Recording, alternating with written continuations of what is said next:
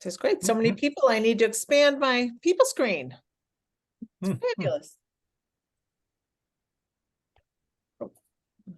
Ah, 1 second.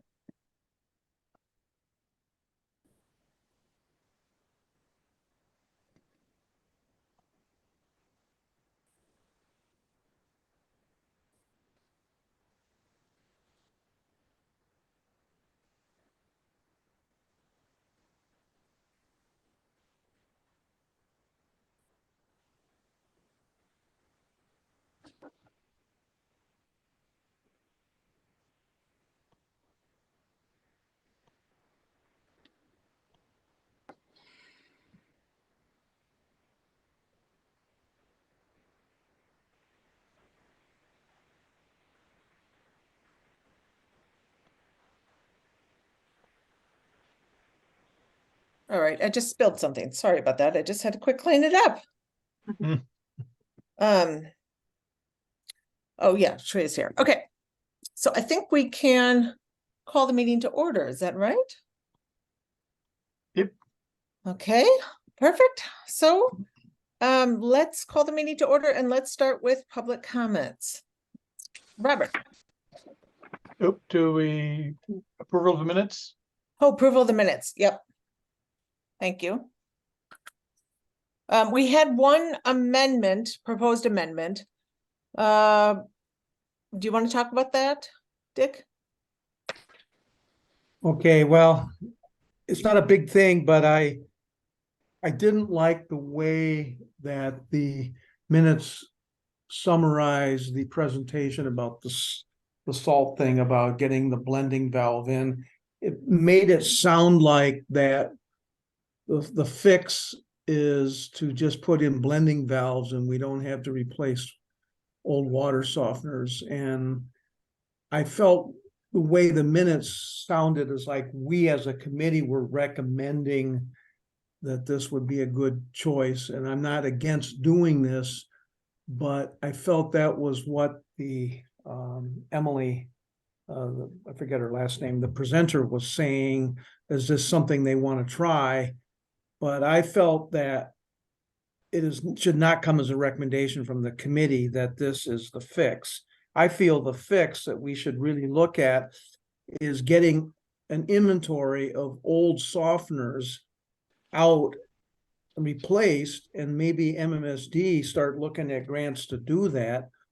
I replaced my softener in 2018 and it was on demand. It was on timer. It was every 10 days. It was regenerating, and now it's about every 4 months with a new system. And I have some other friends who had one that was set at 7 days, and their house was built in 2001. So I'm asking Kelly to reconsider how she described it, given I didn't read the minutes until about 2 hours ago. So what's the proposed correction or change? Because skimming through it, I'm not picking up the concern that you're raising, but I may be missing it. So if you'd help me. Well, I have to get basically, she was just proposing a pilot project. She wasn't saying this is the solution. She said, this is an experiment. Can you help me with it? That's how I heard it. And I don't know where the minutes don't. I think the proposed change was just simply, let's just state it as a presentation and that the committee didn't make any specific recommendations on it at that time. Would that be accurate, Dick? Yeah, I mean, I felt that we just make it so that it's a presentation. This is what Emily was presenting and suggesting. And it felt like we were reading it. If you can scroll down to how that's listed, I wrote something in my email, but I don't have it in front of me, unfortunately. So, so that was my suggestion, that we don't want to state specifically that this is a cheap fix to the problem. Yeah. And I felt that was how it was stated in the minutes. So I don't want to waste time on it. And I don't want to have to debate this with you, Kermit, but I just feel Yeah, well, like, I'm just trying to understand, because it says it's presentation of pilot water softener program, and there was no motion or That's right. approval of it. It was more, anyway, so I think it already does what you say, unless I'm missing it. That's all I'm asking is, where am I? Seems to Missing. me it's a minor proposed amendment that makes some sense. I wonder if anyone wants to make a motion just to, you know, have this minor adjustment done, and then we can just move forward. Dick, do you want a motion?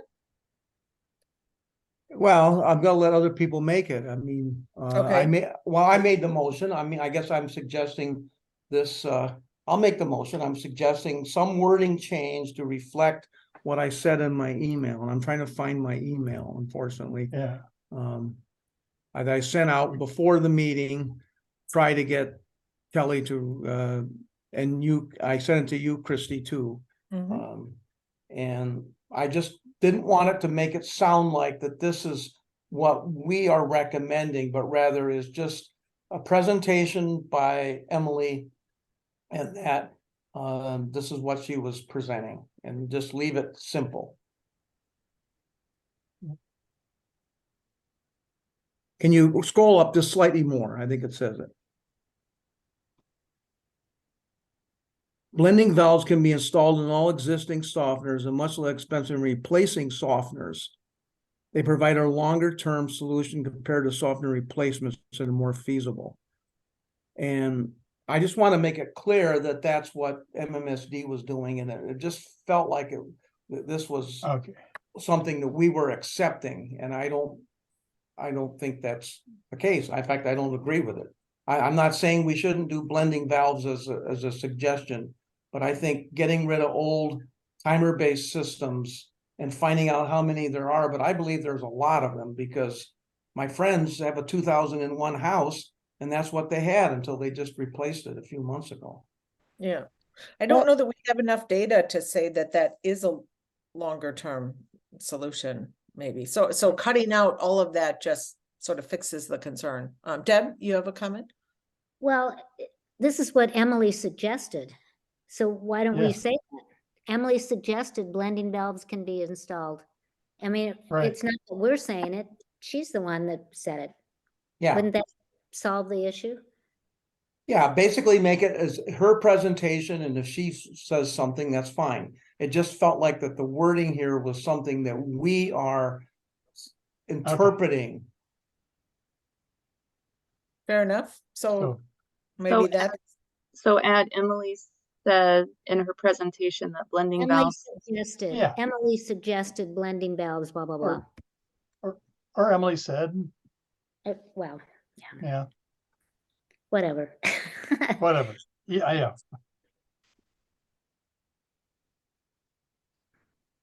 Okay, so I'll make the motion that we add Emily said that. okay, do we have a second on the motion? I'll second it. Okay, all in favor of the amendment, proposed amendment? Aye. All right. Aye. Okay, and then Treya, I'm wondering if you wouldn't mind turning on your camera if when possible, if and when possible.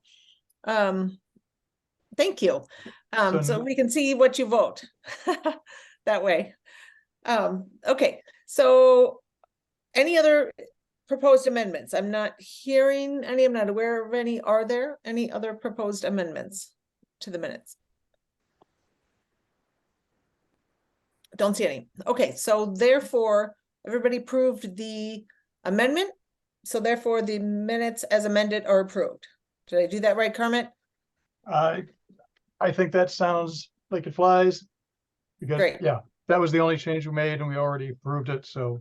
Perfect. Okay, Who was right. sorry, who was the second on that motion? Deb It was, was me. who? Deb. Deb was the second, and then Lathrop was the person who motioned. Okay. Okay, great. All right, so Just for everyone's knowledge, we'll move on to public comments, but then I'm going to shake up the agenda just a tad because we are fortunate to have Mark Opitz here from planning, and his time is very valuable, and he also has another meeting to go to tonight. Hi, Mark. So we're going to move after the public comments. We're going to move the zoning code draft review up before the staff report Q&A so that Mark can chime in as needed on the zoning code draft review. So next is public comments. So I think, Bob, you were first, then Jenny, then Kevin. Thank you. Thank you, Madam Chairperson. My name is Robert Owen. I live at 1311 Middleton Street. I have a brief comment on the zoning, the proposed zoning ordinance changes. My comment is that the ordinance needs to go further to provide for EV connection and to provide for future electrification of buildings in the city and current electrification of buildings. With regard to EVs, there are several things that I think are important. One, Madison is not a good model to follow. They've done a couple things that don't make much sense in their EV readiness approach. One is that they require the multifamily building owner to provide up to, I believe, 40 or 50% of the spaces with level 2 charging. That is overkill. That is more than ever would be needed. That costs a lot more than providing level 1 charging. That just costs too much. So that's a mistake, and we should not follow that. In another way, the ordinance cuts the other way. It's too slow to implement the electrical improvements for EV readiness for these multifamily dwellings. The problem with dribbling it in over time is that it costs a whole lot more to do electrical infrastructure in that fashion. It's better to do it all up front, at least the wiring part of it. So I would urge you to reconsider following Madison. Madison has made a couple of pretty serious errors in their approach. On the subject of building decarbonization, I think the ordinance is too weak. It needs to do several things that it doesn't do. It needs to prohibit natural gas use in kitchens and for laundries, for drying, clothes drying.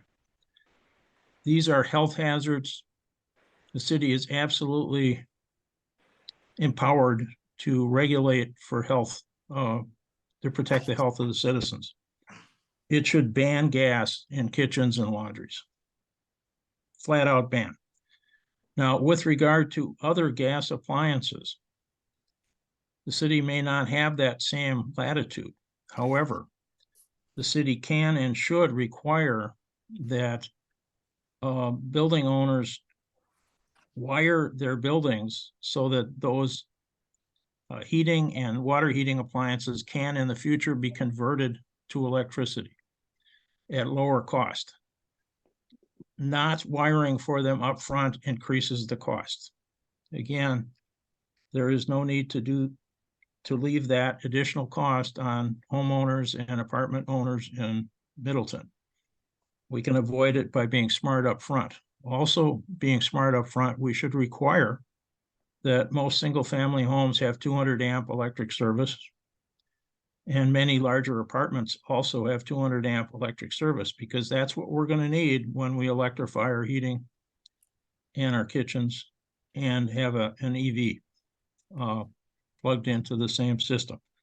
So we should anticipate these things up front, get it done up front, and make it less expensive for people to go electric later. Contractors are trying to save money now, but they're costing us later by not wiring buildings appropriately up front. So those are my comments. Appreciate your work, but I think there's some more work to be done on the zoning ordinance.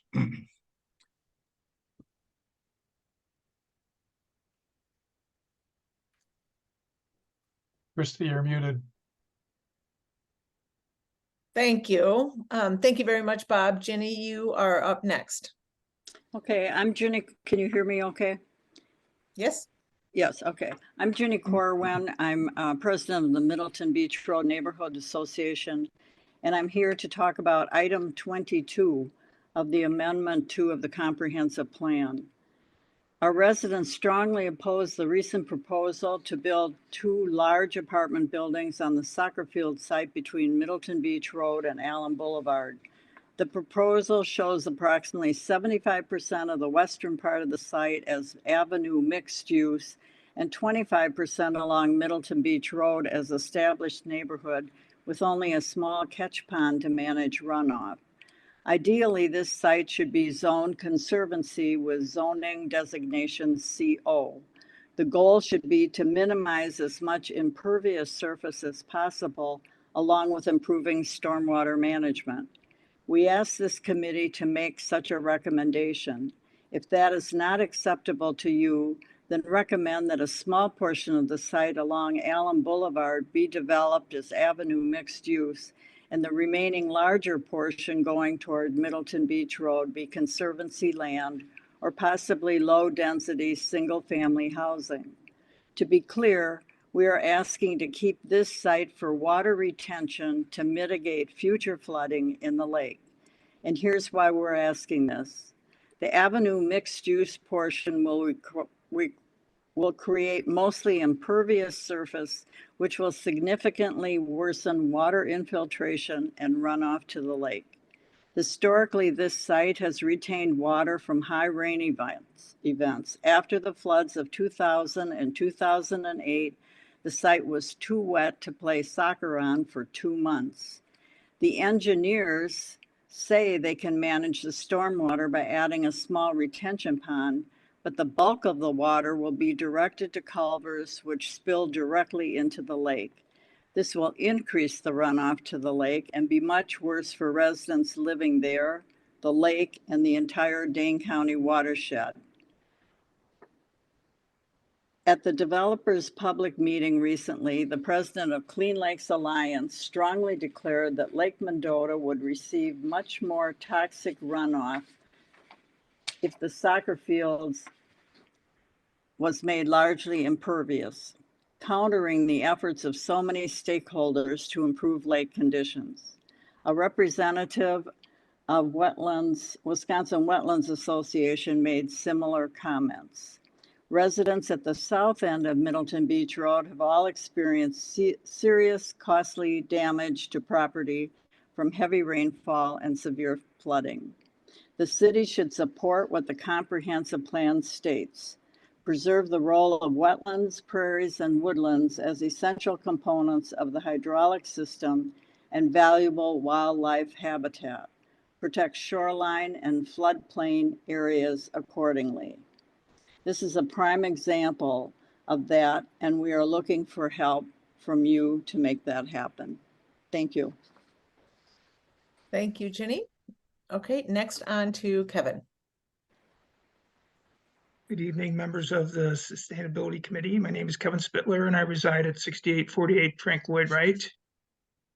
I concur with Bob's remarks, and by the way, Ginny too, and the need to make zoning changes that address the accelerating state of climate change. Modifying the documents before you tonight represents an opportunity to effect greater change in the short term and help Middleton meet our documented climate goals. Between zoning code modifications and the updates to the comprehensive plan, several climate-related themes intersect and, where relevant, should be supported by both documents. A few of these and others are benchmarking usage and reporting building energy performance, which the City of Madison has been doing since 2015, and extending this process to large commercial buildings, which the Madison Council approved this past March 7th. Establishing a clear first choice selection process for purchasing new equipment that does not require fossil fuel, and performing life cycle cost estimates that likely solidify the case for the electric equipment. Discouraging unnecessary vehicle and equipment idling by city and private operators. retrofitting, designing, and building all city facilities to achieve the highest possible LEED certification. Finding ways to reduce car trips within Middleton using more aggressive measures to achieve self-sustaining complete neighborhoods that include grocery and other commercial stores, and perhaps encouraging the developers of Bell Farm and Red Tail Ridge to do this for later phases of their developments. As climate refugees move to Wisconsin, Middleton is going to be an attractive option. Our planning and code need to anticipate a significant increase in density and keep it green by incentivizing or requiring developers to eschew gas fuel, adding greater EV infrastructure, using the measures Bob Owen has offered, and other actions for decarbonizing, or in other words, electrifying existing housing and commercial buildings. There are innovative concepts and products available and new ones emerging every day. Finally, the 2024 budget process has begun, and each city department's submissions were posted online today. Laudably, Pleasant View Golf Course is budgeting for an EV infrastructure for carts, but submissions by them and Public Works claim that there are no electric options for several pieces of new equipment, and some of us are skeptical of that.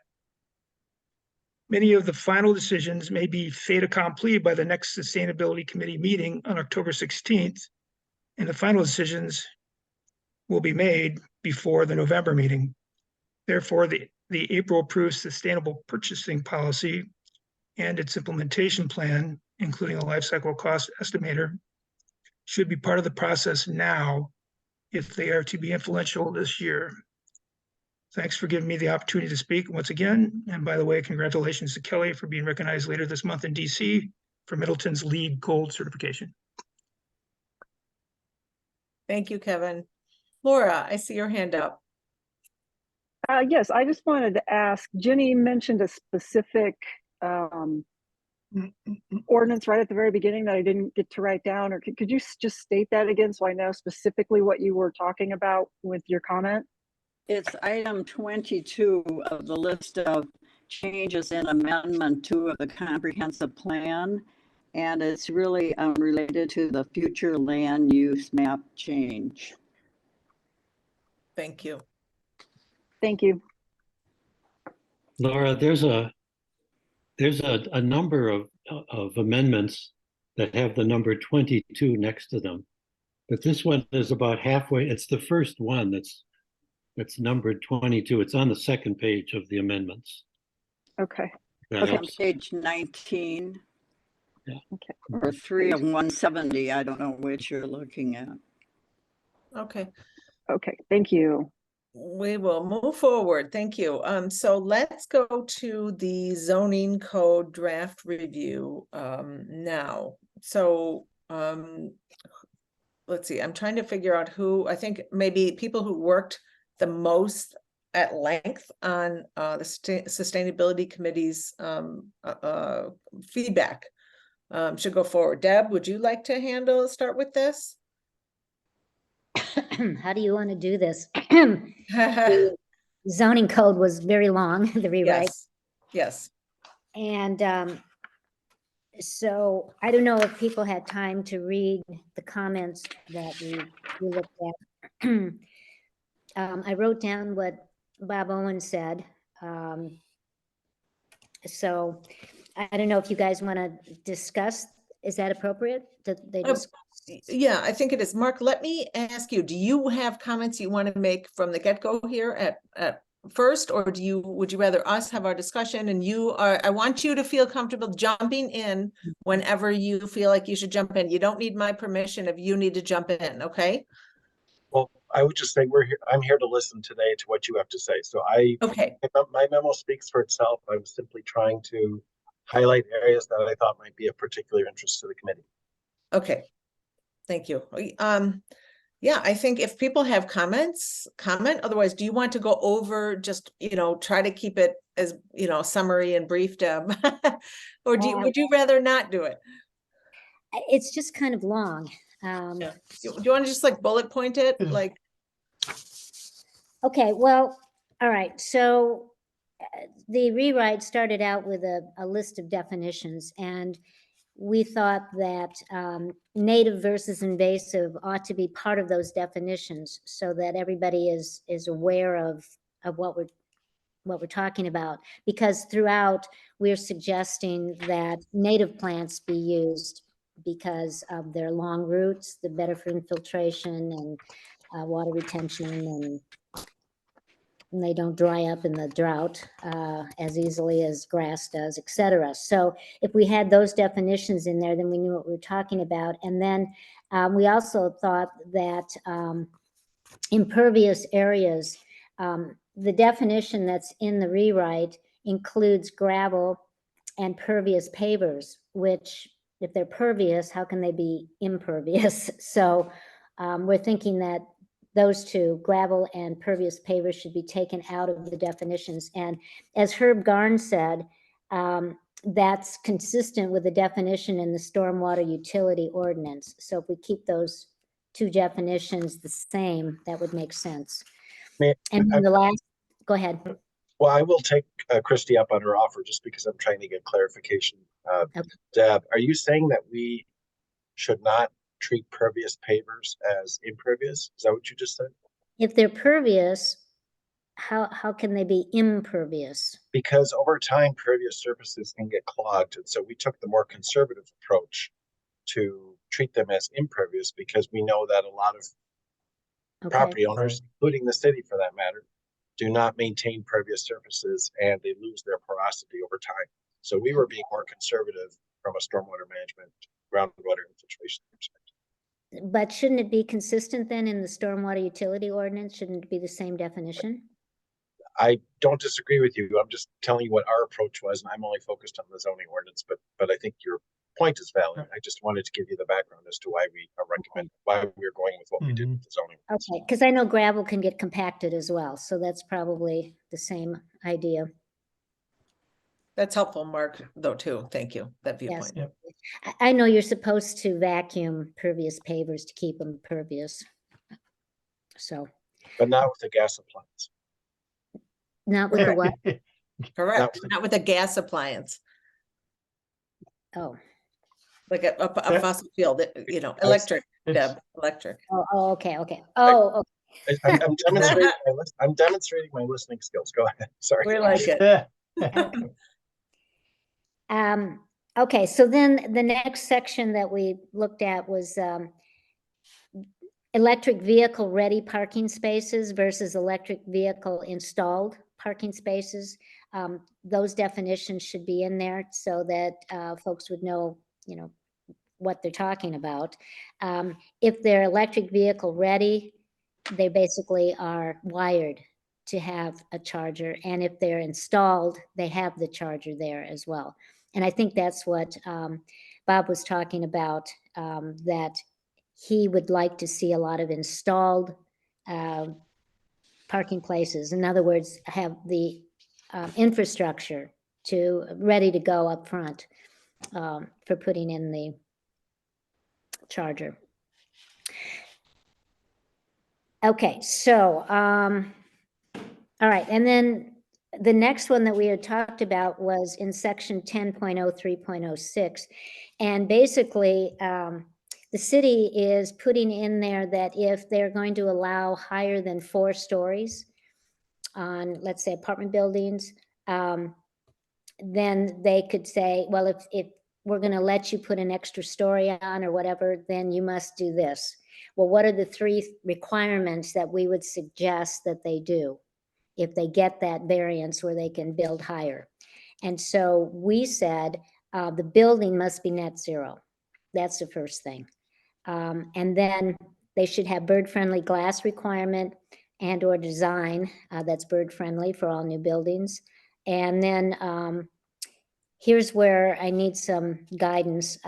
We had said stormwater maximums, but Kelly said that's already captured in the code. So what would be the 3rd important requirement? I said perhaps maintain dark skies, but what would the committee like to see as a 3rd requirement if they get that variance to go higher? I think dark sky's a good one for the migratory birds. Okay. Okay, so, I don't know, do you want me to go through this step by step? I mean, Maybe not. Yeah. I mean, this is, I just don't want this to get so long. I don't know Yeah. how to summarize it, because there are so many different Just- parts okay. to it. okay. Does anyone have any objections to these, or any concerns with this feedback moving forward as official feedback from the committee? We'll put it that way. Kermit? My only question or concern would be whether Mark whether that document is adequate for Mark to process it and make corrections or adjustments. I'm happy to say that we've actually, in the working draft, that I've continued to work on the ordinance to tinker with it over the last month since the version was published on the website. I've already added the EV ready parking spaces and EV installed parking spaces definitions.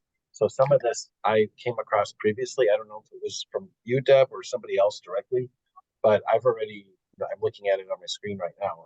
I've already incorporated some of this. Okay. Regarding the bird-friendly glass, I've heard in the last week or two that there's litigation that may compel us to remove that section altogether, which is unfortunate. I think Madison is struggling with this right now, and the last thing we want to do is create an ordinance that gets challenged right off the bat. But I don't know the status of that, and maybe one of you has more knowledge about Madison's and any other community that's what their experiences with such language in their ordinance.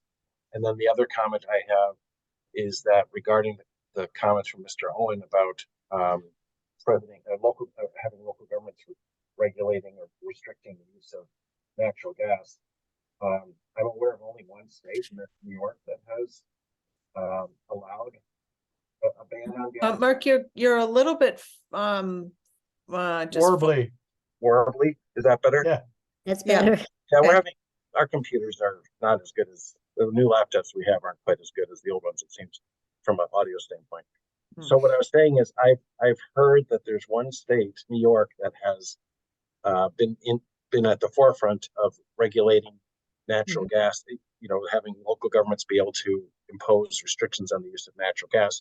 But I'm aware of 20 states that have banned local governments from such restrictions.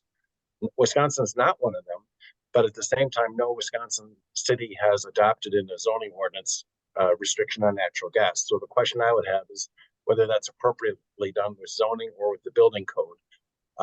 So some of these are great ideas, but they may have some legal peril associated with them.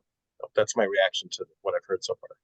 Yeah, I'll state a comment on that I think getting everyone to switch, even though I like the electric cooking, we personally we bought the house with a very expensive gas stove. I'm not about to run out and change it, but I am trying to electrify until it breaks, short term. But I think but that's like a cooking, it's different cooking on those things now, but the stoves are getting better. But the electrifying clothes dryers seems like, to me, a no-brainer, that we should at least encourage. Can we even do that? Is that in the code, Mark? Can we say we encourage electric stoves and, and can we outlaw natural gas and clothes dryers? Can we say no natural gas and clothes dryers? Can we do that rather than cooking? It seems like cooking is the more hot button one to me.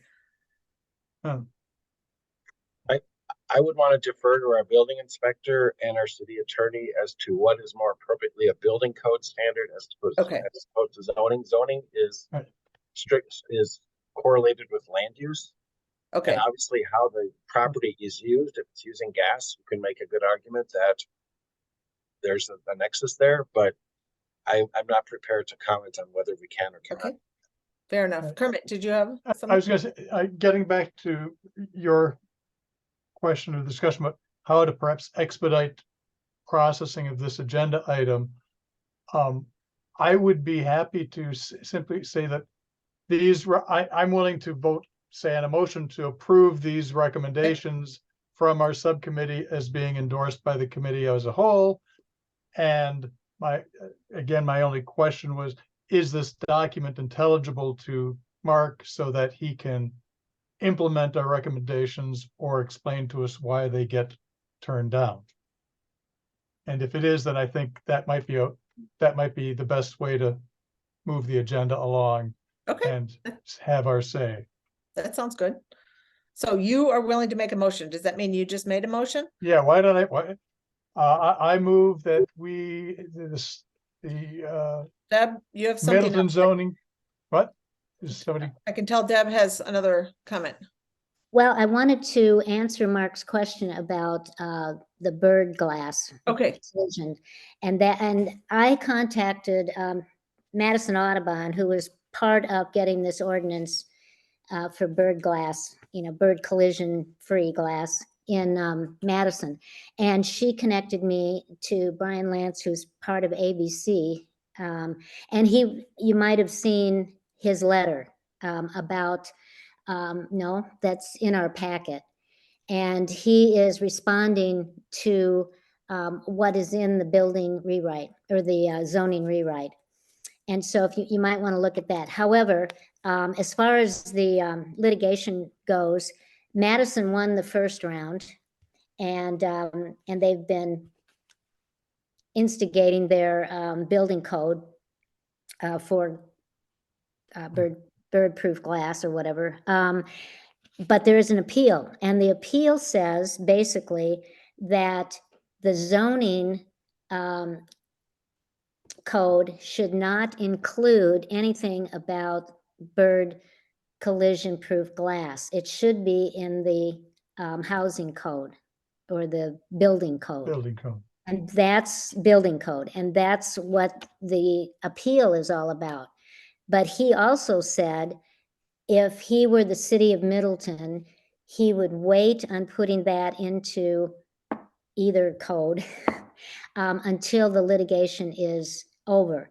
And he said that both parties will probably appeal it again to the Supreme Court. So if Madison wins, the other guys are going to appeal it. But Madison is pretty firm in that they want this in their building code, and therefore they will appeal it if they lose.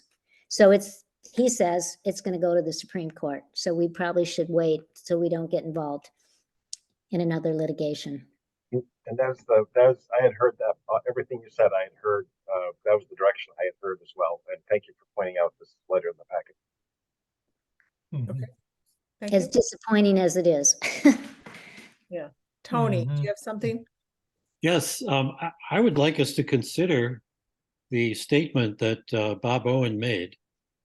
I think it's common sense. I think it's good policy. And I think it increases the attractiveness and the value of any new, multi-unit apartment that's built. And of course, it doesn't kick the can down the road. And the reason I think that is that I think electric vehicle adoption is going to accelerate dramatically in the next few years. Batteries are improving, ranges are improving, charging infrastructure is going in more and more, and that will accelerate because of the IRA. Anyway, we have an opportunity because the requirements for being either EV prepared or EV ready, I believe the word, are open to discussion now. That we should endorse, something like 20 or 25% in any building that's built, and then in the future, builders or managers of buildings and people living there can then add more as they need. But at least the infrastructure is there. Without, again, it is not, as far as I've been able to figure out, some kind of overwhelming cost to put in that kind of wiring. I think it's $2,000 to $3,000 for each one. It also, though, does cause the builder to think about the electrical load that might occur when they think about, whether they need another transformer and so on. So there is some, there's some long-term planning here that we can Mhm. signal by requiring that, that there's not the majority, like Bob said, we don't need 40%, but I think a conservative number is 20%. So Thank what you. we have in here is, we're gonna propose the goal to install 10% charging in all new multifamily parking, but wire 50% as EV ready. So you're saying it shouldn't be 50%, it should be 40? Is that what you're saying? We probably don't need 50% if they're level 2. Okay, So 40 is that sound like a right number to you? Yeah. Tony? 40 is high. I mean, again, I'm reflecting Bob's comments. I can't see that, Bob. Do we? We No, can't That see it. doesn't help. Bob, I'm not supposed to let any public comments, but just say one number. That's it. That's all you can say. He's- 20%. 20. That's, I thought you said. Okay, thank you. So we're going to change wire to 20% as EV ready? Only 20%? Is that, the chart that's in the rewrite is differing amounts based on the year. So it isn't just 20% and you're done. It's in this year and this year and this year, and it goes up and up and up as the time goes on. Yeah, but the point is that the cost goes up and up also. And if they just install 20%, then their building is ready to go. And in coming years, they may require more, and they probably will. But wasn't that Bob's comment, though? If they're gonna require more in coming years, it's better to do the wiring all up front. At Yes, least the wiring, yeah. but Yeah. not to overdo it is what I'm saying. Right, so maybe 20 is maybe not quite enough? 30, 20? I mean, personally, I think This- 30 is okay. I don't know if Bob would agree, but I think 30 is fine. Okay, I think Bob said 20. Anyway, we're kind of between 20 and 30, something like that is the recommendation, right? And Tony, you didn't say what percent you're suggesting for the install. We have 10%. What are you saying? Is that all right? I think that's fine, yeah. Mhm. 10%? All right, so does the committee want 20%? Is that what you want? Should I change it to wiring 20%?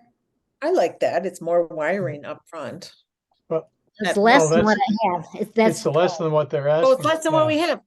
Ugh, why We did I? had 50%, and you Oh, want to 50, take, 50. Yeah, no, we don't want 50. Yeah. you Well, want to what- take it down to 20. If you're adding 10 and 20, so there's going to be 30 electrified stalls.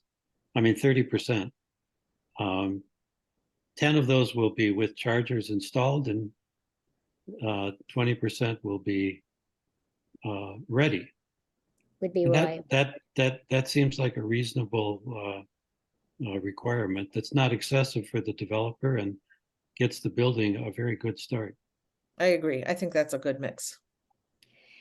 And does the committee want to leave in match or exceed Madison code requirement? Or are you saying that's too, I heard that that's too much, the requirement. It's not necessary.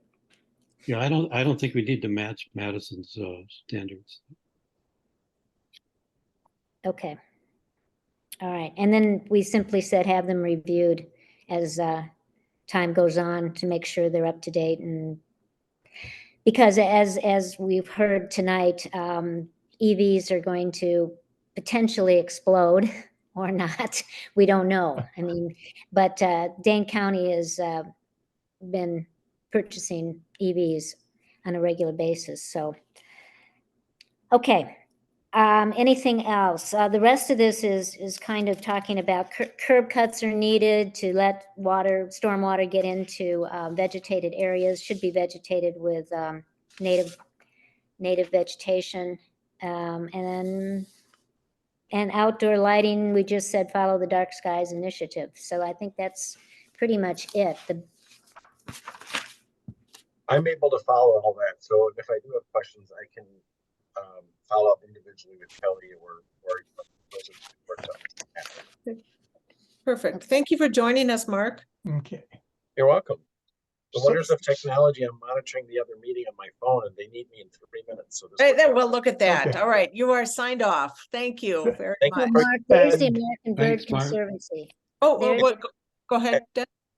Deb, So I was just telling Mark, that's what it looks like, the Yeah, information. yeah, I came- read it.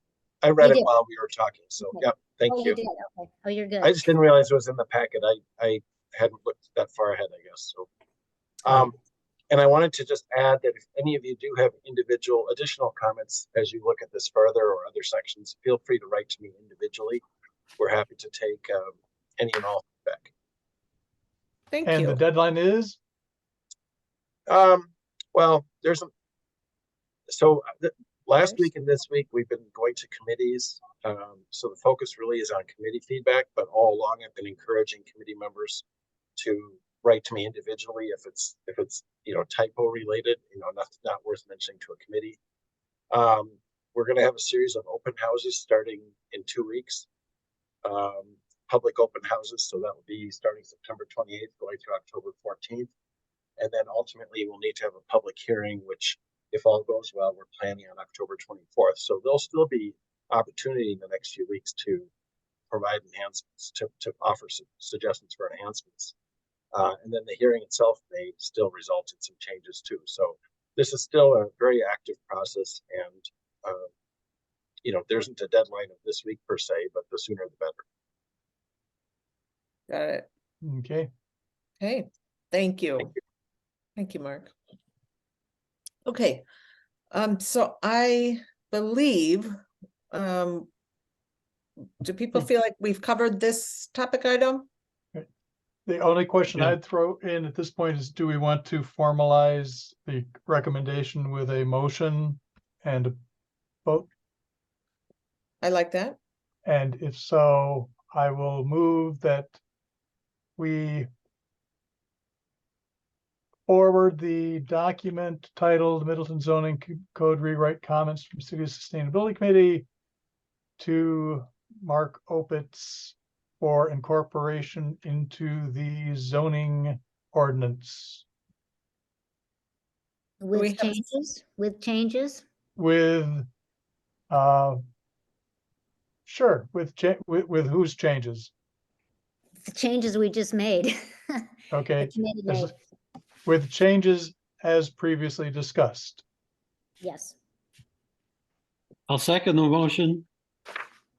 Okay, all in favor of the motion? Aye. I, Aye. All right, passed, thank you.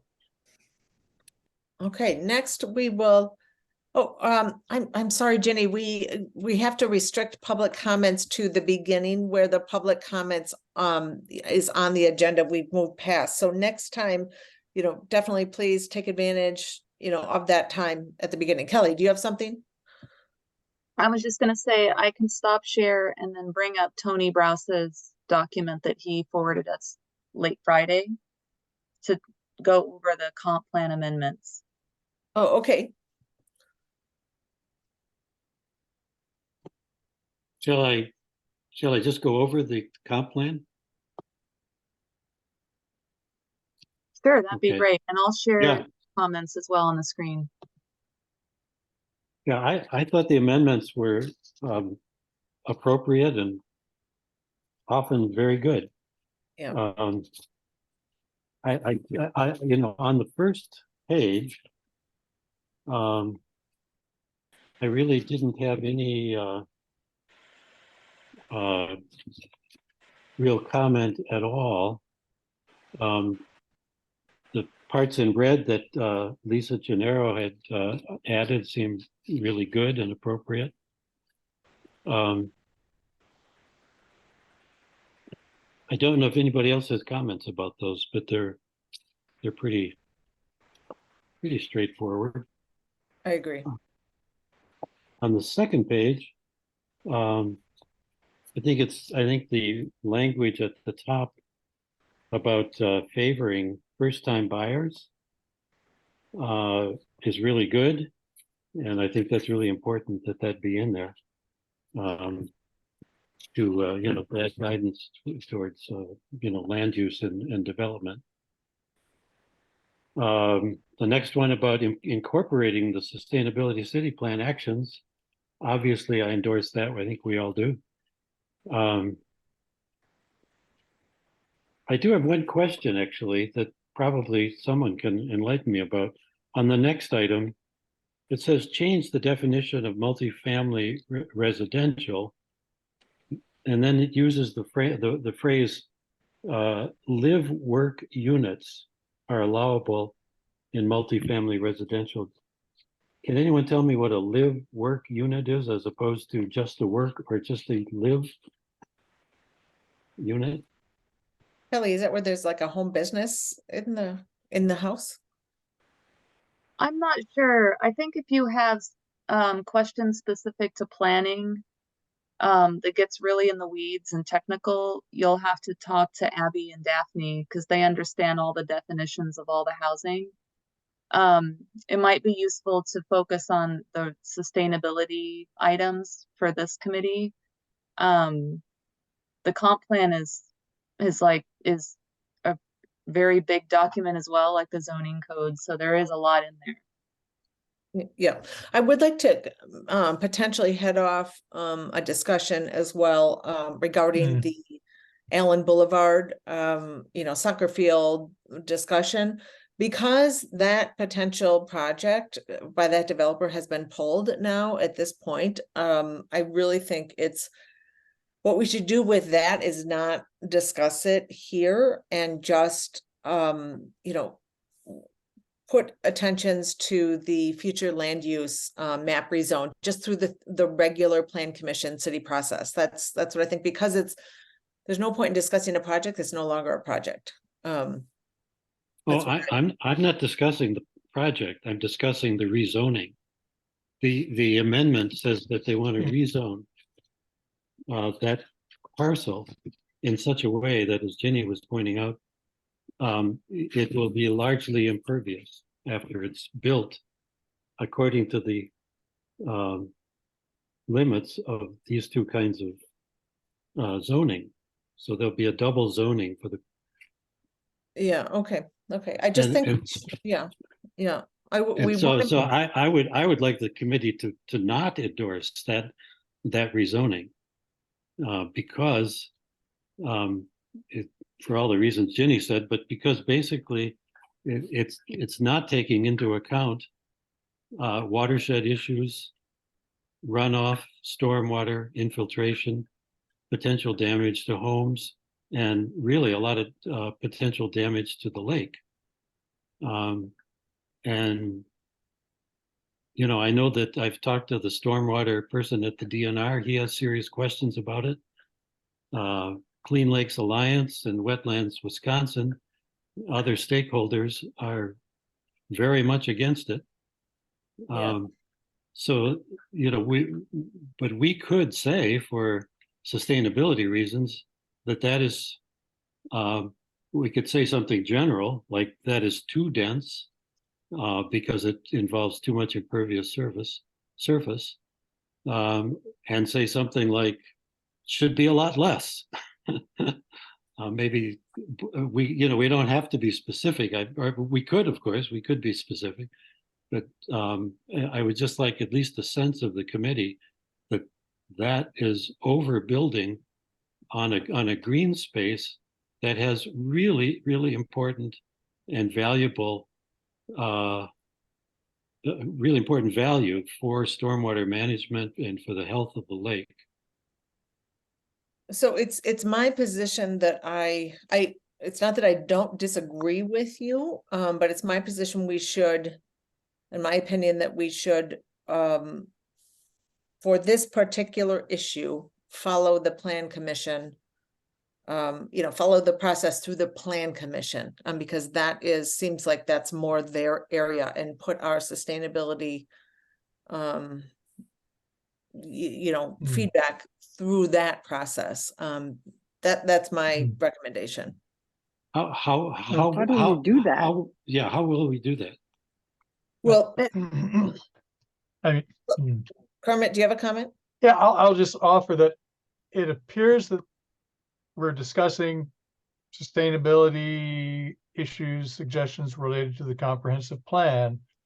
And insofar as the comprehensive plan does have a provision which sets the groundwork for this new development, that it's legitimate to address that proposal within the comprehensive plan and a discussion. Anyways, I mean, if it weren't part of the comprehensive plan, then we wouldn't be talking about the comprehensive plan for this issue, we'd be talking about something else. But because it is part of the comprehensive plan, I think it's fair game. What do you to- think? Oh, I'm sorry. Kelly, do you Yeah. have, yeah. Kelly, I'm not sure exactly how to handle this as well, but I think that well, I wanted to say first, there's a public hearing on September 26th for the FLU map. That's what we call that. The future land use map is shortened to FLU. And that's the map that will be in the comp plan, and it does inform the zoning code. So there's a public hearing on September 26th, which individually you can comment on. And I think that if the committee wanted to motion to or add into these comments that Tony has prepared, that you'd like to see that rezoned, or, you know, a certain way, or not rezoned a certain way, I think that's appropriate. I think as long as you're not drawing into the conversation a specific project that's not in front of the city anymore, then you would be fine doing that. I mean, that's just my opinion as well. I'm not exactly sure about that, but I know that there was a mistake made on the original FLU map.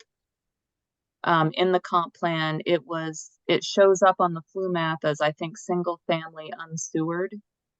And that just needs to change. And how it changes, I think, is appropriate to comment on. But it will need to change, whether it goes to conservancy or highly dense. Then that's up to the process that the Plan Commission will go through, public hearings will provide, and I think you could put that into this write-up if you wanted to about that rezoning.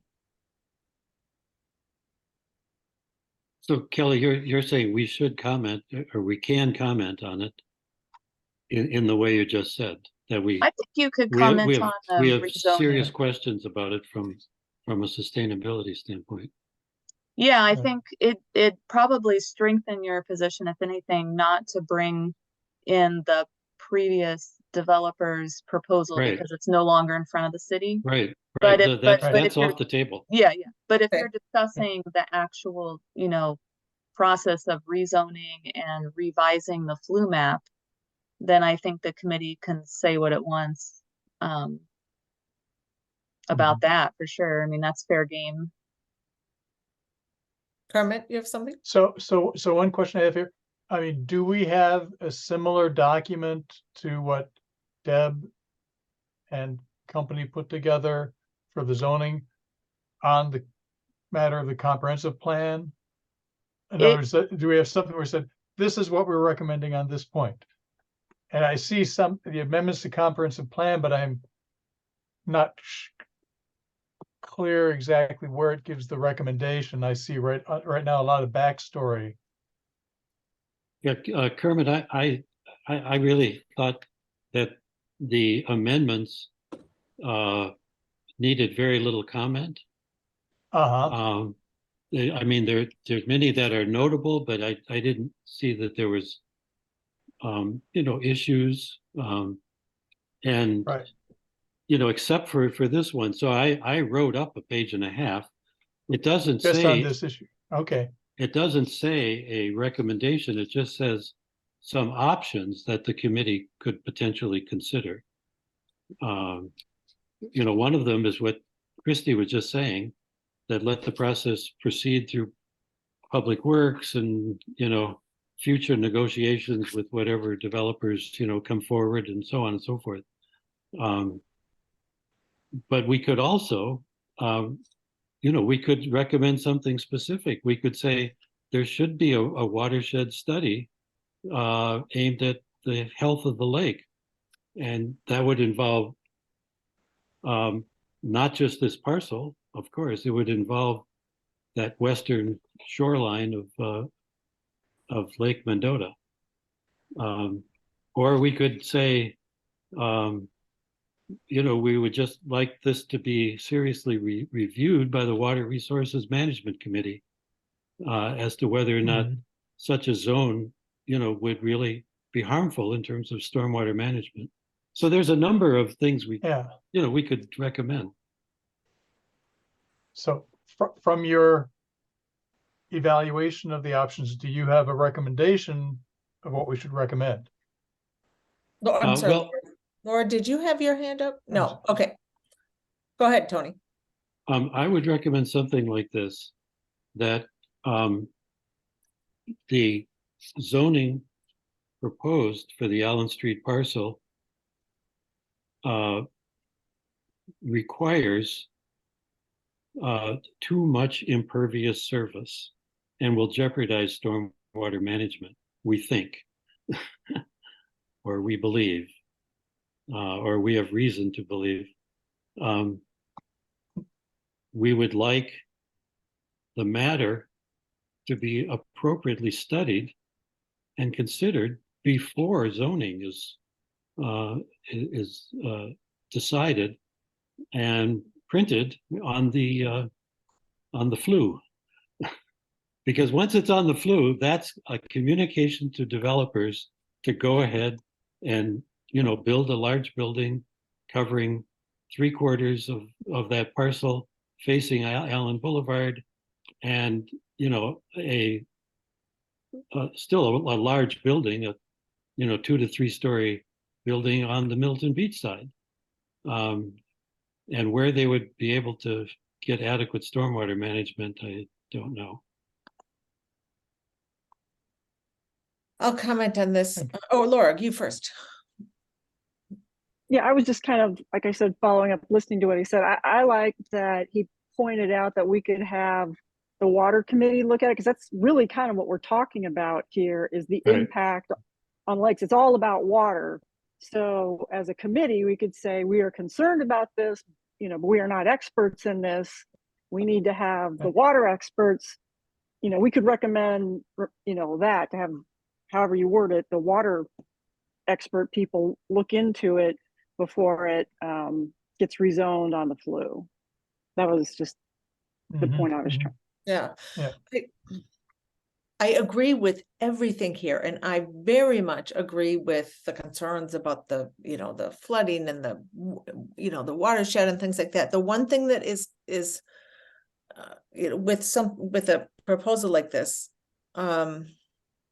is that I've seen some things lately by former Plan Commission person Kurt Polson has commented on a couple things that the shortage of affordable housing and the need for more housing in general, and every housing, we want more density, we want more centrally located housing, so that there's less sprawl, less single family housing and taking over farm fields, things like that.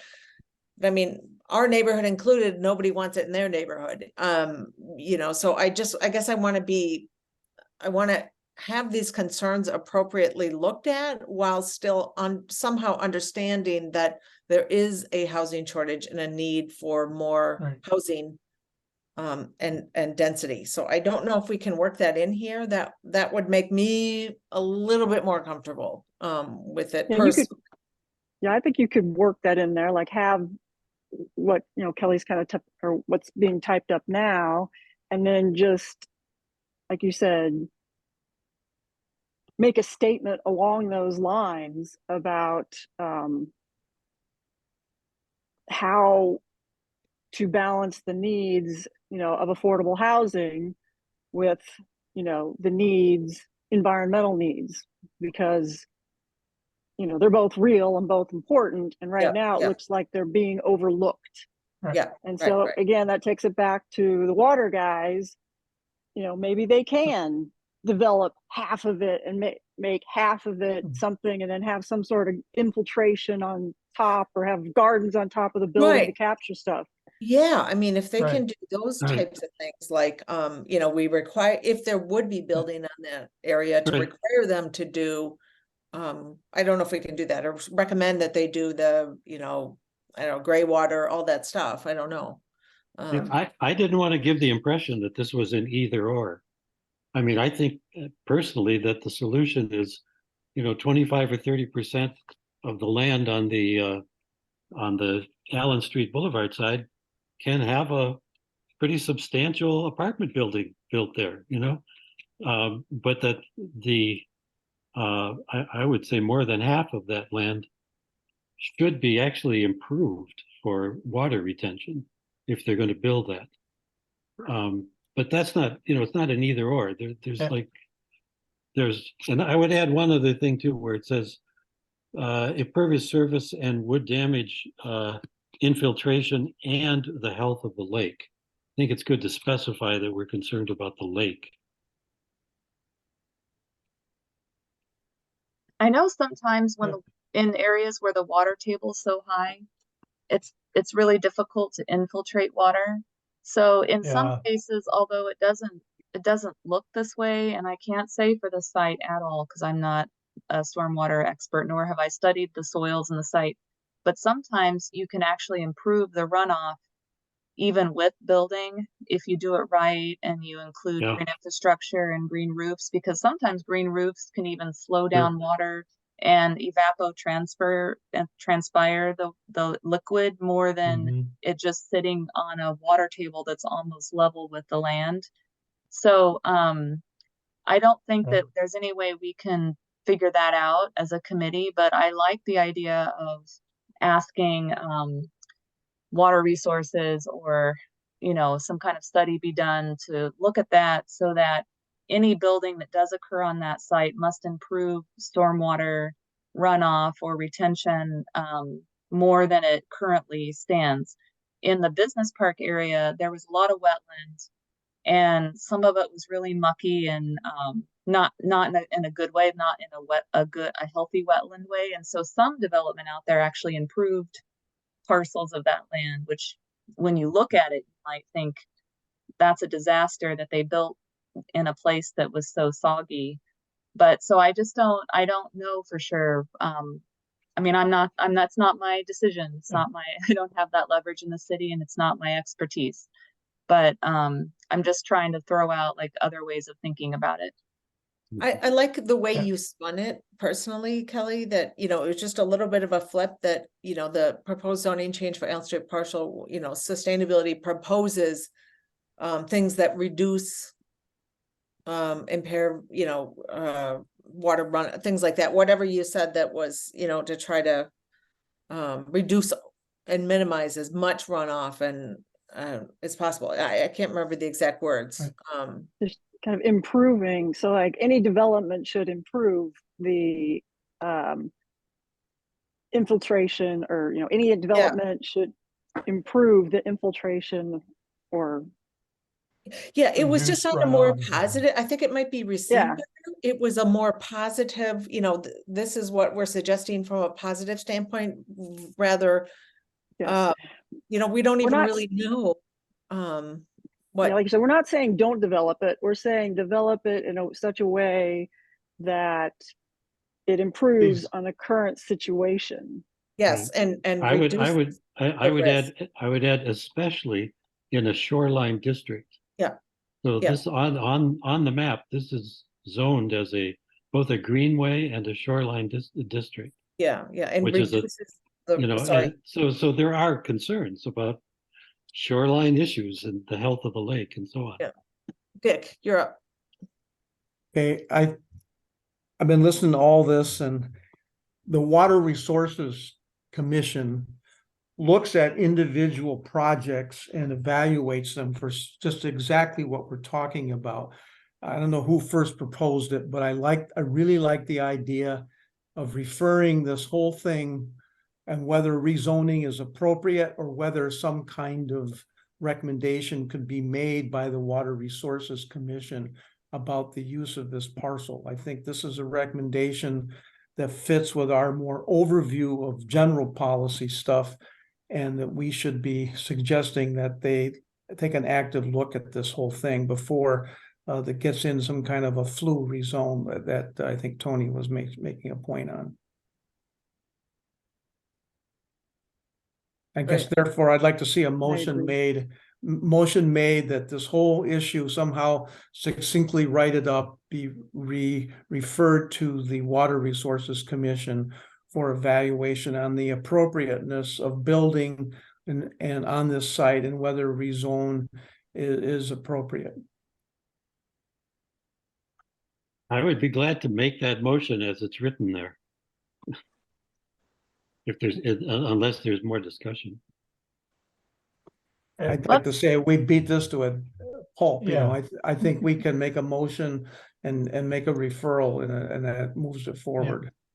Okay, do we have a second? Second. Okay, all in favor? Aye. Okay, thank you everyone for discussing. Can I make one real quick comment? Just 'cause Yes, I do think the comp plan stuff is important. Can I get the motion the way that you want it? Because I think it's important, because I'm gonna pass this along to Mark. So, would you like me to say browse motions to refer the flu map rezoning? I can change water. this. To the Water Resources Commission. And is there anything else you would like me to add to that? I think Tony was even suggesting that the sentence you had already written Okay, maybe is actually substantially the motion, right, Tony? Any development or rezone should improve Yeah, I stormwater mean- management on site, especially in shoreline district. Browse Well, motions that committee would like to. I mean, you know, I will always defer to Kelly. If she feels Yeah. that there's more precise language that will be useful, I'm all for it. But I mean, it was okay. I mean, I felt it was okay the way it was, but that's Okay. just me. Yeah, That's just that's me. fine. That's fine. And yeah, then and that's what and I thought I was seconding, so that was, okay, that's good. That's fine. I have enough information now. And then the last thing I wanted to mention was that, and someone mentioned this in the discussion, but I think it was an important point. I also have a question about how overlays that we have within the comp plan, there's a green corridor overlay or greenway overlay.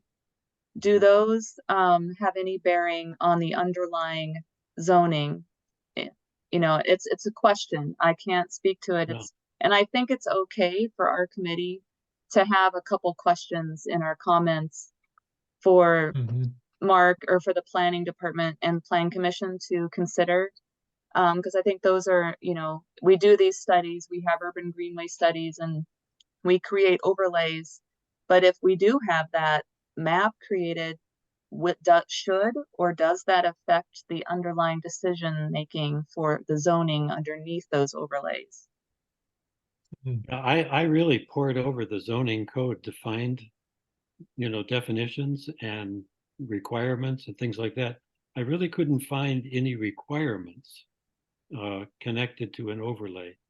They were more suggestions or Yeah.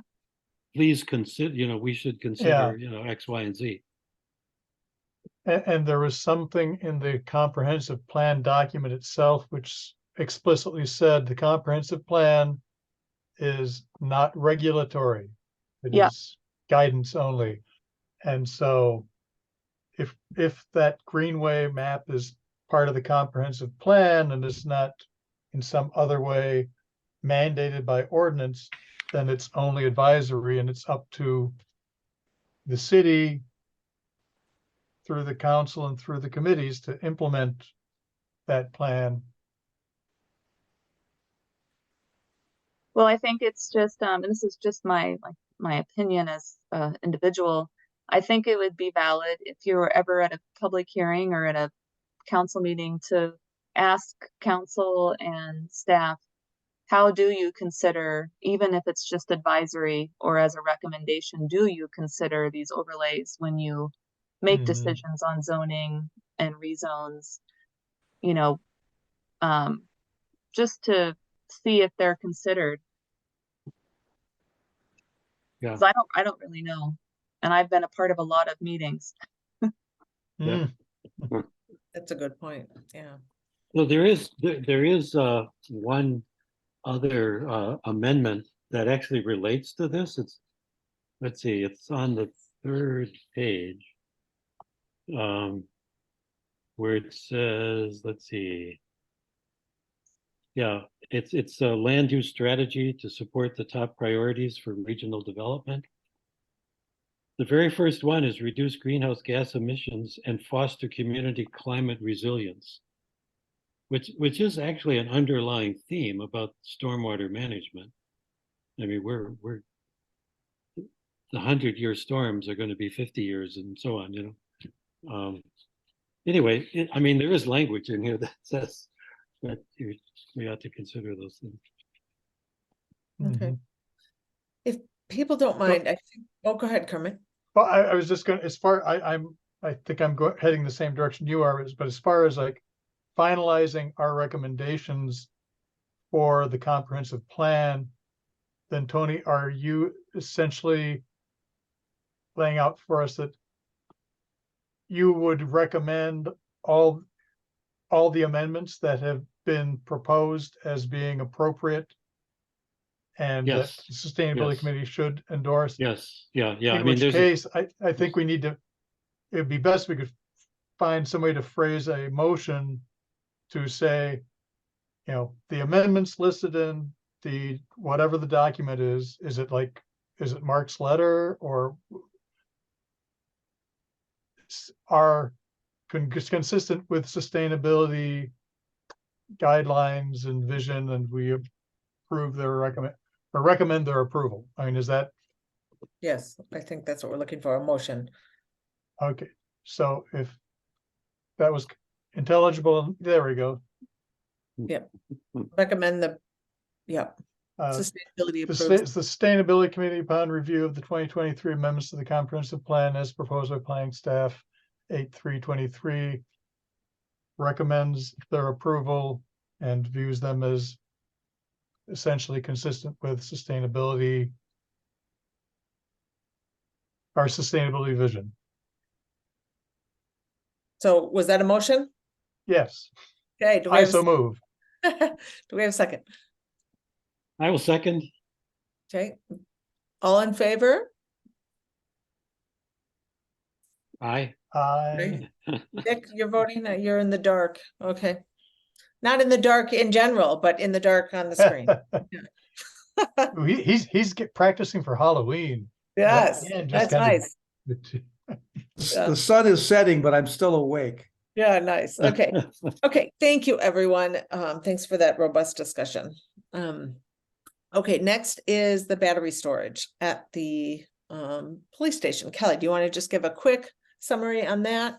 And we're also looking for recommendation of this as well at the end.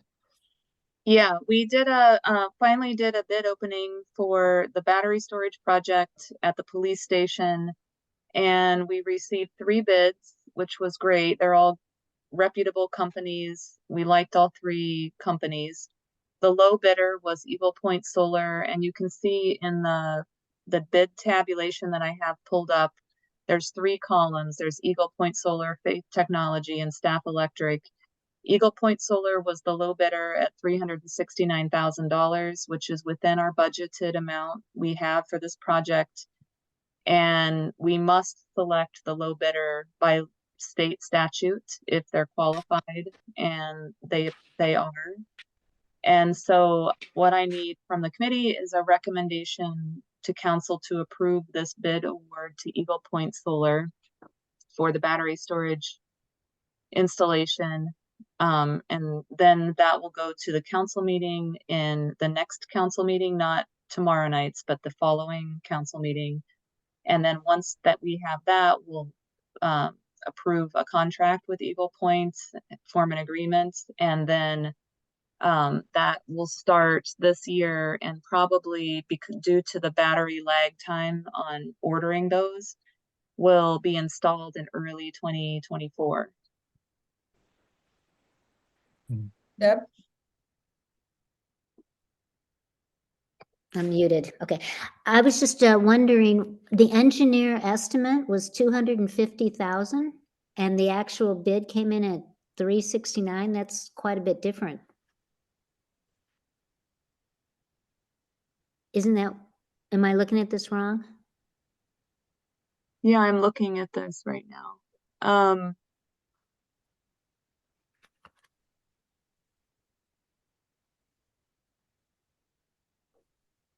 I know that they expected it to be this amount. Oh, they did. Um, Okay. It just looked like they expected it to be a lot less. Yeah, that's how it appears in this, in the bid tab.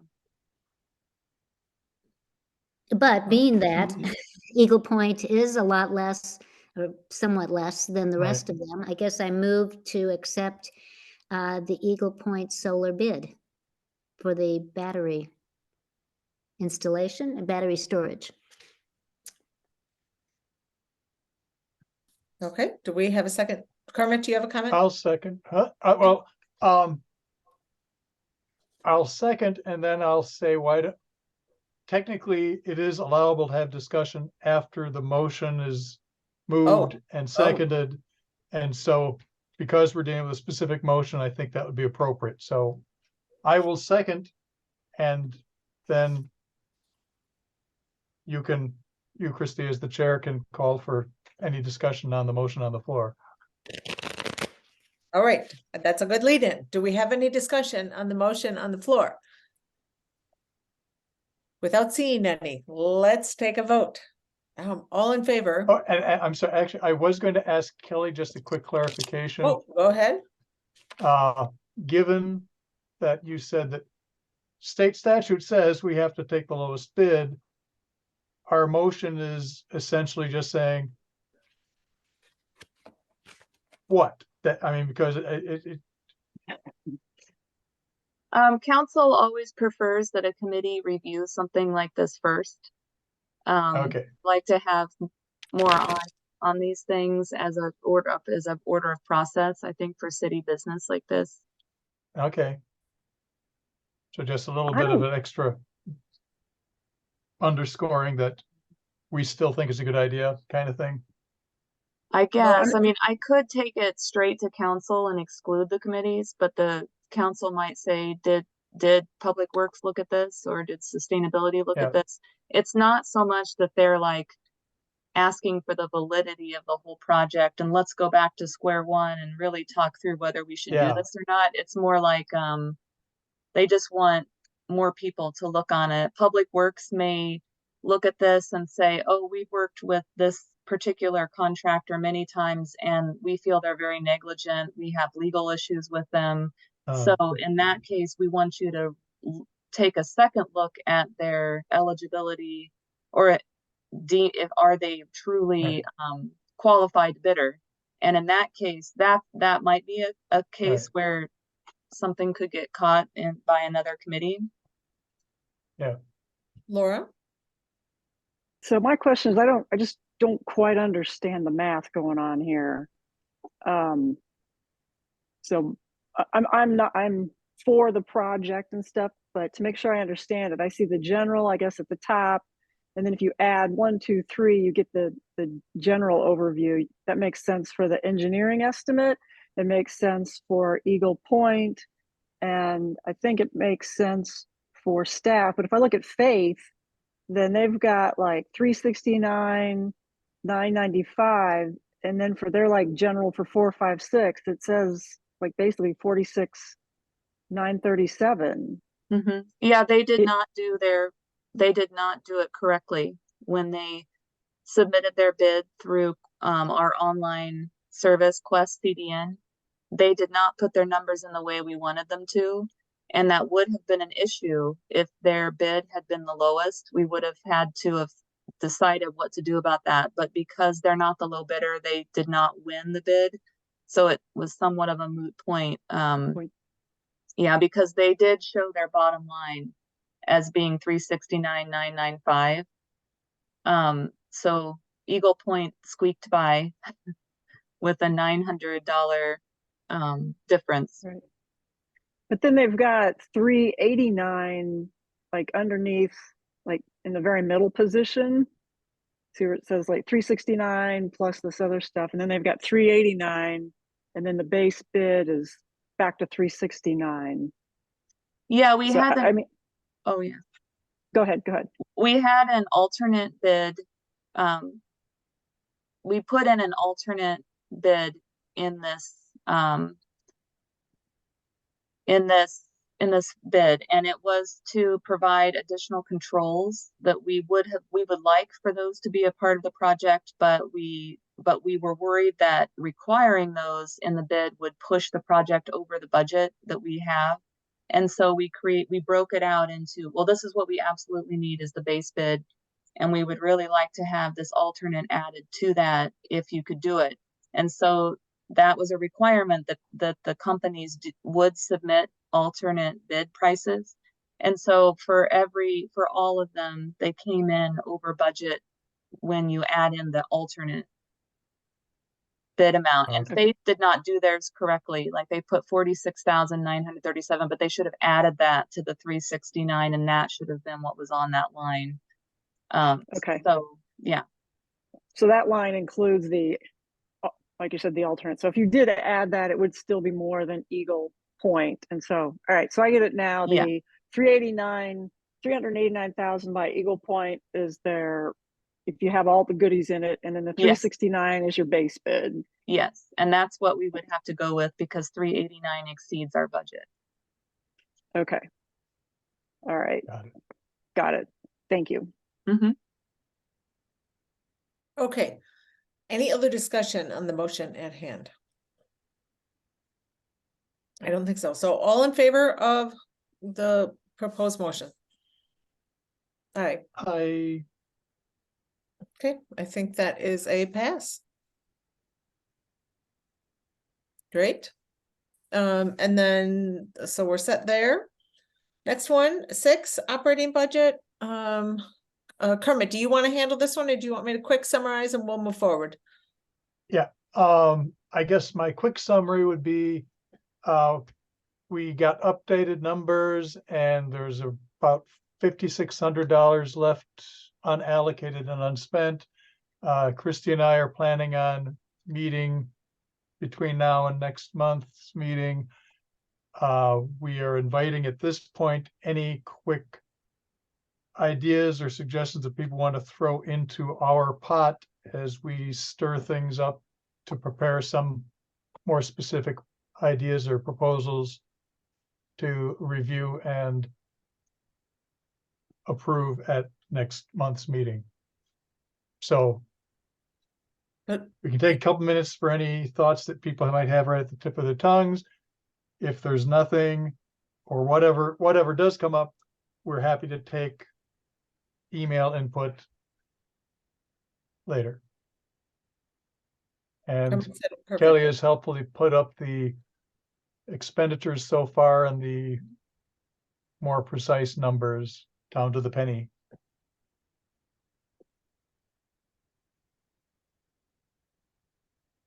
Did So you? if you don't have anything now, you can always email us.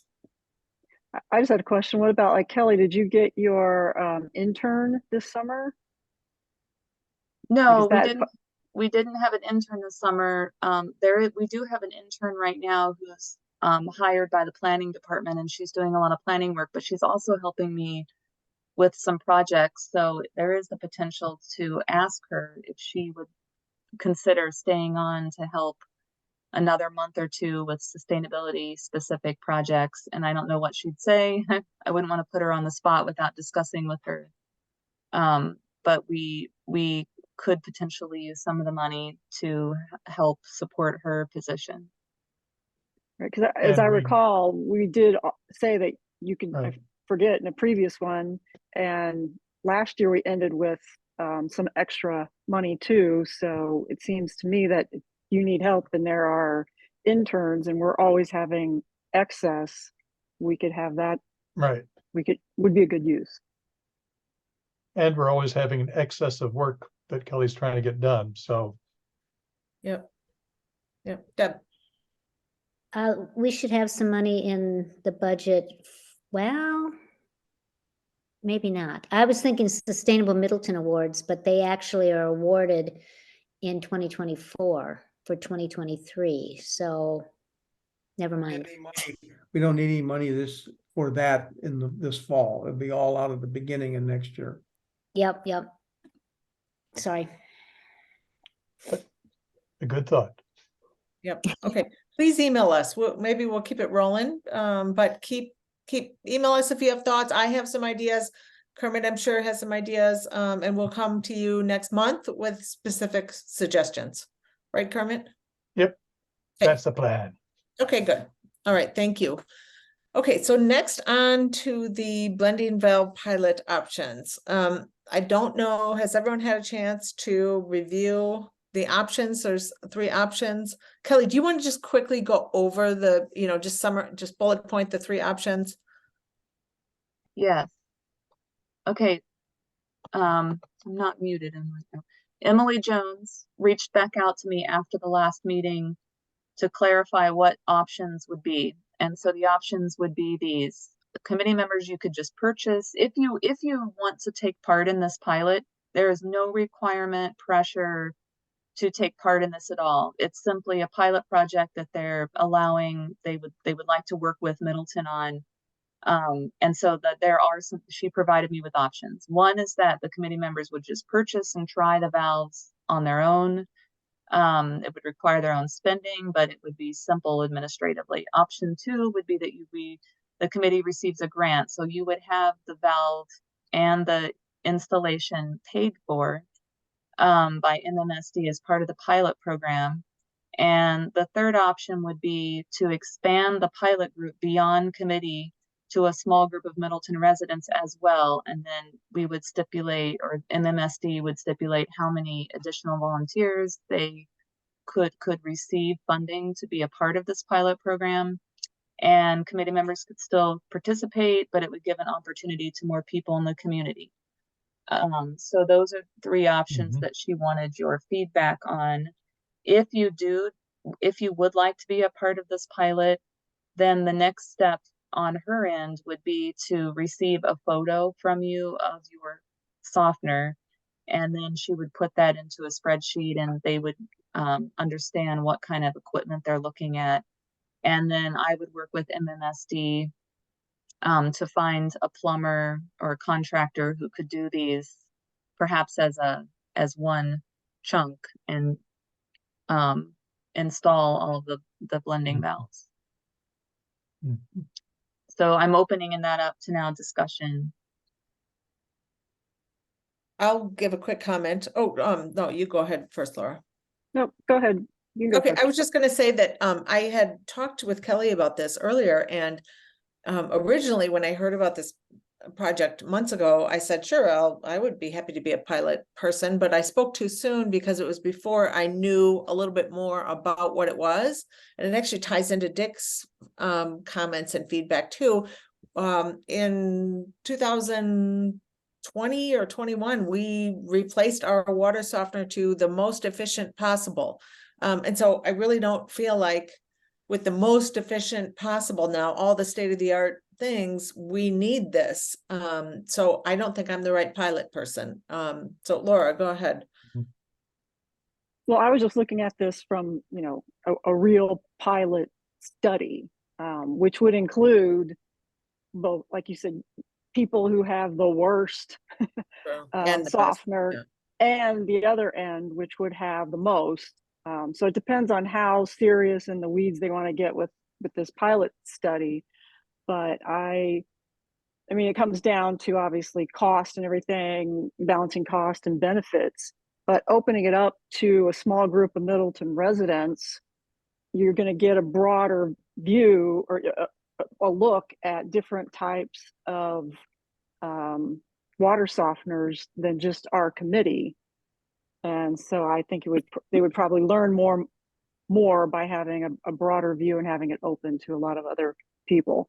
So if they want to foot the bill and handle the greater burden of managing a larger group of people, option 3 is going to give them the most information, Mhm. but that they have to, do they have the bandwidth to do that? Perfect. I think Dick was next, then Kermit. Comments earlier to you and Kelly, Christie. Yep. I look at my system and I helped this other guy, this couple install theirs. And when you hook up a new water softener, they have valves in them that allow you to basically turn on or off the water so you can unhook your system and bypass it. And I just thought about it. I can just turn my valves partly open and bypass it. And now I'd have to figure out how much am I actually bypassing it? Because we're not talking about shunting all the water around it. You're talking about putting some of it around.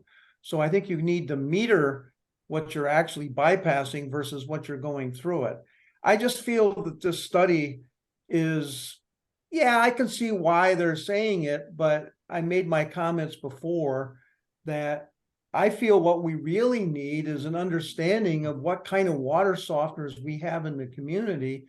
This is helping MMSD meet their permit limit on their discharge to Badfish Creek. And I'm not saying that we shouldn't help them, but I don't want to see us get into some complicated thing. If people want to volunteer to do it, and I appreciate what Laura's saying, fine. I put in a high efficiency water softener like you did, Christy, and I'm hardly using any salt. So do I want to then cut that down so that I'm using even less than little? I'm not interested in participating in a half-ass study. I just really feel that they need a bigger study to understand who is putting out salt and who is not, and how could we get the people who are really having poor systems upgraded. And that's how I feel about it. Thank you. Laura. Mhm.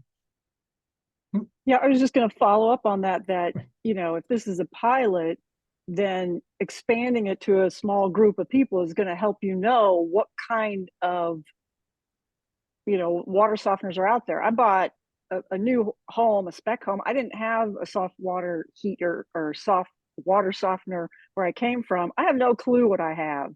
I mean, it could be a great water softener. It could be a lousy water softener. I don't know. It's what I got with the house. So I imagine you have a lot of people in that who don't know if they're being bad or not. And just having a larger group of people, just if all they got was, okay, these are the water softeners that are out there, by taking the pictures of 50 people's water softeners, they're going to learn something right there. Mhm. So Yeah, except it's not going to be a random survey. It's going to be people that want to do something. So that's a different type of yeah, person. Yeah, it's not the Yeah. best survey, but Yeah. That's true. Kermit, but do we want to let Kelly go first? No, Kermit can go. Okay, Kermit. Yeah, basically, I substantially agree with Laura. I think option 3 is what we should recommend to them.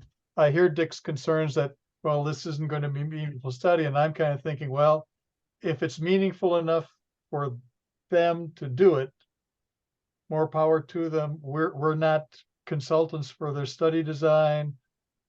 And at the same time, I don't think there's enough interest from this committee to give them enough people to have any kind of meaningful pilot experience.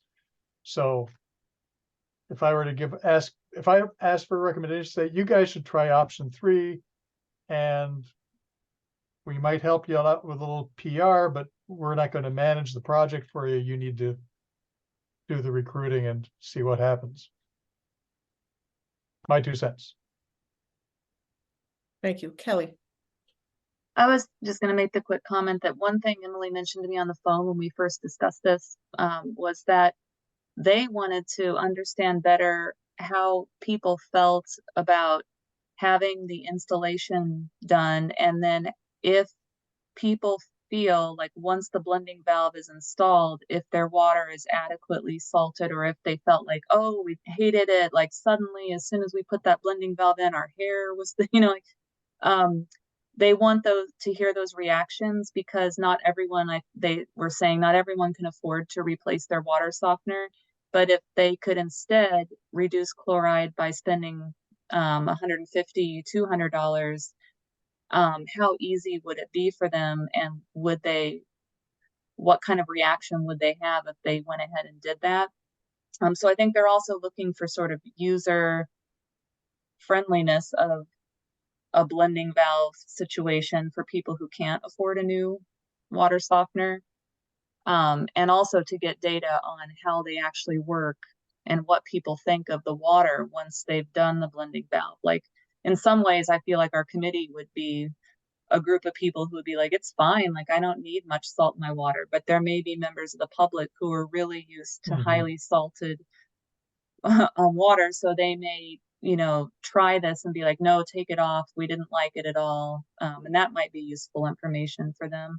I do hear what you're saying about it's not the solution for chloride reduction. Right.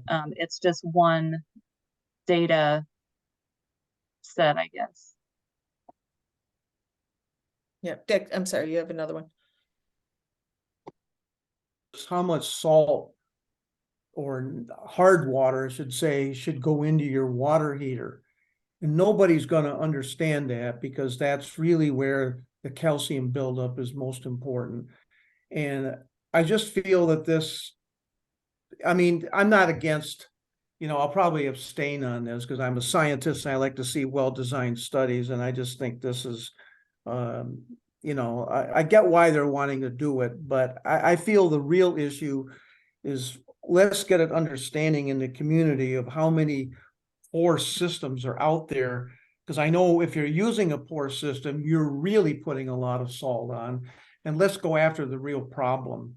And therefore, I'd like to see, money put in by them to do a good survey, maybe on the water utility bill or something, So I'm not against it, but I just feel like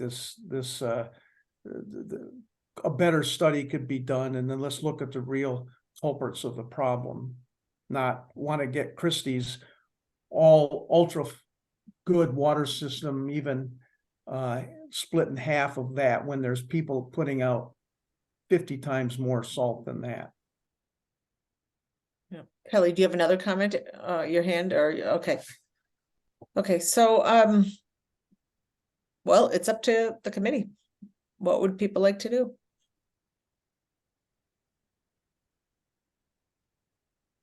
Does anyone want to make a motion to move any of the options forward? Move to recommend that was MMSD pursues option 3.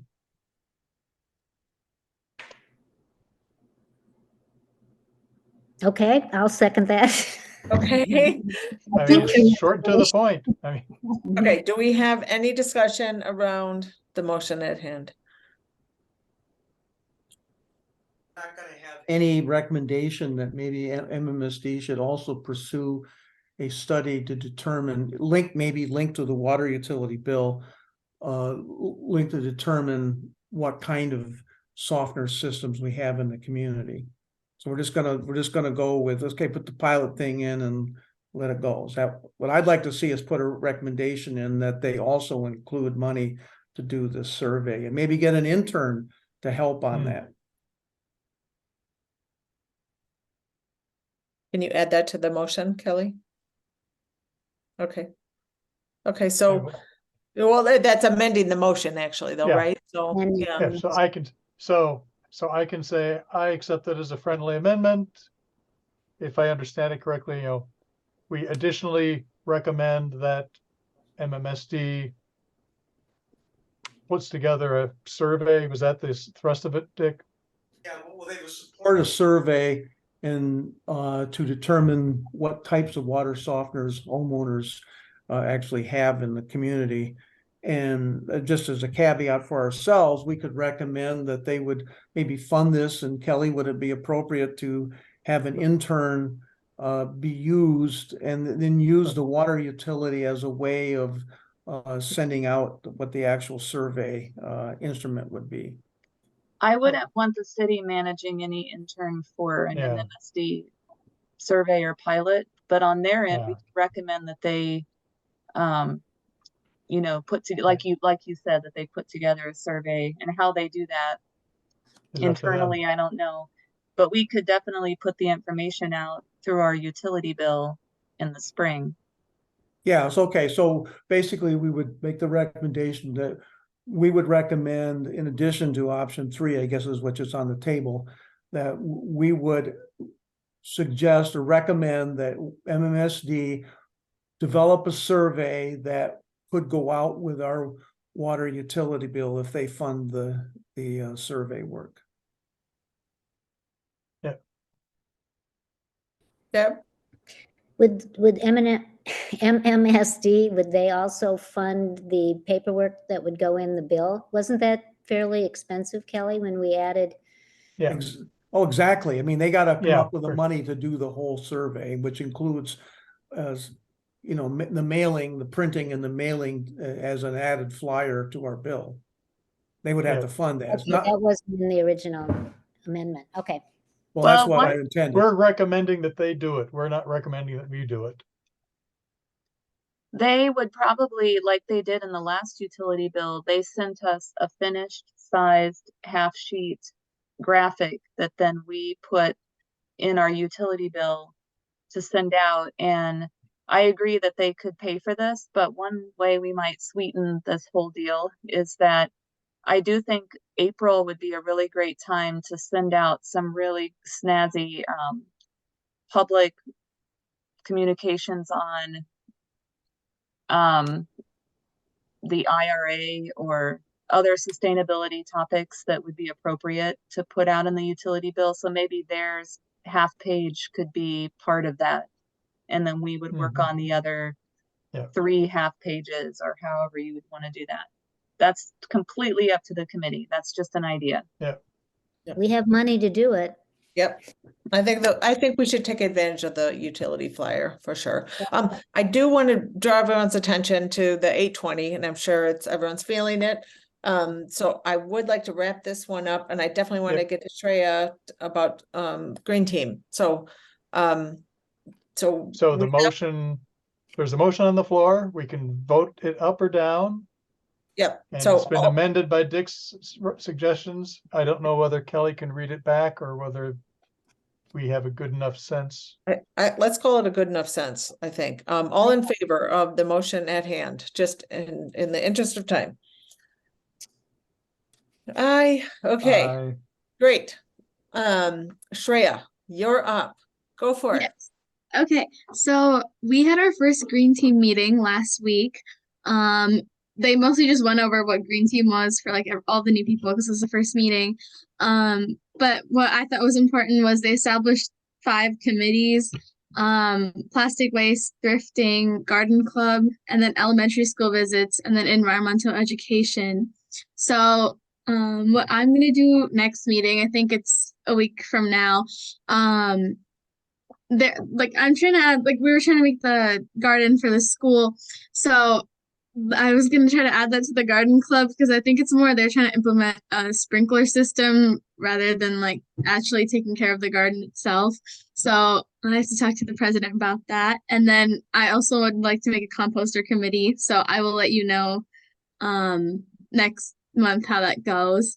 I should be able to get that done, and then we can like fully get started on the composter because I'll have more help too. Okay. Great, thank you. Okay. Christie, I will just remind us that we did leap past the staff report, and I don't know which we want to prioritize here, whether the staff report or whether the work initiative updates. But thank you for that. I didn't even realize we leaped past that. I guess yes, probably. Does anyone have any questions or comments or mainly concerns about the staff report?